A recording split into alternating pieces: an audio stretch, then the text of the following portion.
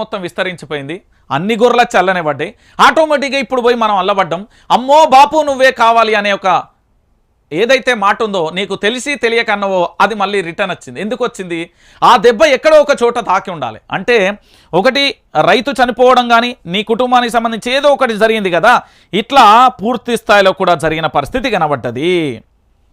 అయితే నేనేమంటున్నానంటే ఇక్కడ ఇదంతా బాగానే ఉంది సార్, మరి నిధుల పంచాయతీ బాగా లొల్లిపెట్టిళ్ళు అని నేనన్నా. మేధావులు సింపుల్గా ఒకటే మాట అన్నాడన్నా, నిజంగా చెప్తున్నా.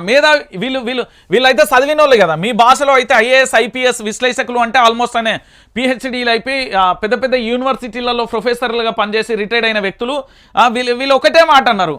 వీళ్ళు ఏమన్నారు అంటే పూర్తి స్థాయిలో కూడా ఇక్కడ తెలంగాణ రాష్ట్ర వ్యాప్తంగా ఇప్పుడు కేసీఆర్ మళ్ళీ నువ్వే ఎందుకు రావాలని నువ్వు ఎందుకు అన్నావు అని చెప్పి తర్వాత ఇక్కడ జరిగిన విషయం ఏంది అంటే బీఆర్ఎస్ పార్టీ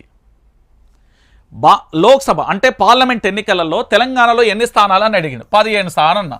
ఈ 17 బీఆర్ఎస్ ఎన్ని గెలిస్తే నీకు మంచిది అని అన్నాడు. సార్ విపక్షంలో ఉన్నారు కాబట్టి 17కు 17 గెలిస్తే మంచిది అని నేను అన్నా. అయితే నీకు ఒక మాట చెప్తున్నానండి, ఇప్పుడు ప్రజల్లోకి వెళ్తే గనక బీఆర్ఎస్ పార్టీ ఆ గట్టునున్నా ఈ గట్టునన్నా ఏ గట్టున కూకున్నా తెలంగాణ ప్రజలే కారు గుర్తుకు ఓటేసి ఆల్మోస్ట్ నువ్వు అవునన్నా కాదన్నా 11 స్థానాలకు పైగా కూడా గెలిచే అవకాశాలు ఉంటాయి అని చెప్పాడు. అట్లెట్లా సాధ్యమన్నా?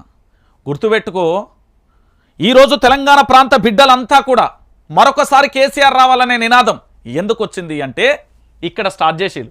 ఇది అసలు కథ.